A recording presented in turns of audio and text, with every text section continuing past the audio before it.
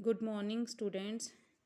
बेटा lesson number 12 जो हम कर रहे थे ग्रामर का, वो आज हम यहाँ से स्टार्ट करेंगे।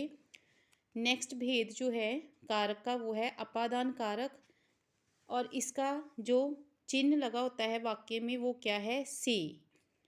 अब इसका क्या मतलब है कि जिस संज्ञा या सर्वनाम से उसकी दूरी या तुलना प्रकट की जाती है उसे अपादान कारक कहते हैं। इस कारक का चिन्ह क्या है, से, और ये हमेशा ही अपादान कारक के बाद प्रयोग होता है। जैसे वह दिल्ली से जालंधर गया, तो इसमें क्या बताई गई है, दूरी बताई गई है कि दिल्ली से जालंधर तक, तो ये क्या है, अपादान कारक है। नेक्स्ट है संबंध कारक।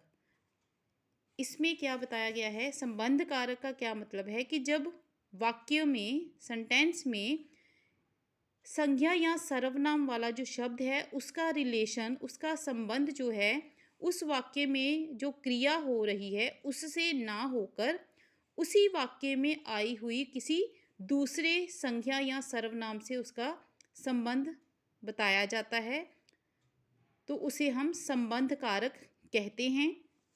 इसका जो उस वाक्य में जो चिन्ह लगा होता है वो क्या है, का, के या की। ये चिन्ह लगे होंगे तो उससे हमें ये पता लगेगा कि ये संबंध कारक है।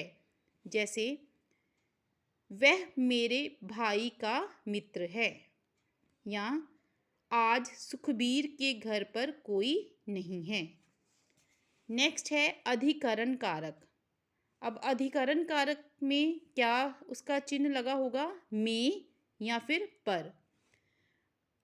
इसका क्या मतलब है, वाक्य में जो संज्ञा या सर्वनाम वाला शब्द है वो क्रिया के आधार को प्रकट करता है, कि उसमें जो क्रिया हो रही है उसके आधार को प्रकट करता है संज्ञा या सर्वनाम वाला शब्द, उसे हम अधिकरण कारक कहते हैं।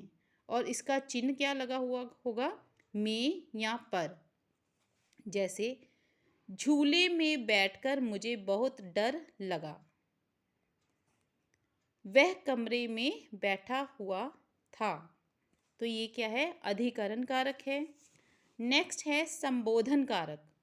संबोधन कारक का क्या मतलब है कि वाक्य में जिस संज्ञा या सर्वनाम का संबंध, कि जो वाक्य है उसमें संज्ञा या सर्वनाम का जो रिलेशन है वो ना तो क्रिया से हो रहा है और ना ही किसी दूसरे शब्दों से, फिर भी वह अपना एक अलग सा अस्तित्व रखता है उसमें, कि उसका किसी के साथ कोई रिलेशन नहीं है, फिर भी उसका एक अस्तित्व है वहाँ पर सेंटेंस में, तो उसे हम संबोधन कारक कहते हैं।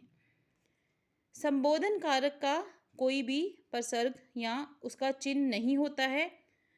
इसके बाद हमेशा जब हम वाक्य में क्या देखेंगे, इस तरह का एक्सक्लामेट का जो चिन्ह होता है वो लगा होगा, जिससे हमें पता लगेगा कि इसमें किसी को संबोधित किया गया है। जैसे विकास, फिर आगे एक्सक्लामेट का साइन लगा है, ज़रा यहाँ आओ, तो ये क्या है, संबोधित करके बताया गया है किसी को, तो ये संबोधन कारक है। नेक्स्ट आपको बताया है कि कर्म और संप्रदान कारक में क्या अंतर है। इन दोनों कारकों में को परसर्ग जो है, चिन्ह है, उसका प्रयोग होता है, इसलिए विद्यार्थियों को इसकी पहचान करने में थोड़ी सी कठिनाई आती है। जो कर्म कारक है उसमें संज्ञा या सर्वनाम पर क्रिया का असर पड़ता है, और जो संप्रदान कारक है उसमें संज्ञा या सर्वनाम को जो शब्द लगा होगा उसे कुछ दिया जाता है, तो ये इसमें अंतर होता है। जैसे उन्होंने राघव को पीट दिया, ये है कर्म कारक, और नेक्स्ट है ये पत्र राघव को देना, तो ये संप्रदान कारक है। तो बेटा यहाँ तक हमारा ये पाठ जो है वो कंप्लीट हो गया है।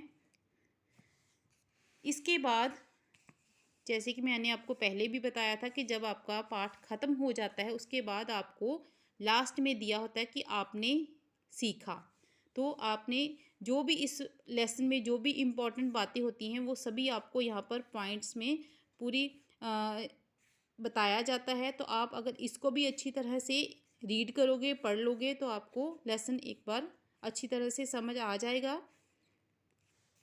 नेक्स्ट हम इसकी जो एक्सरसाइज है वो आगे करेंगे। Thank you.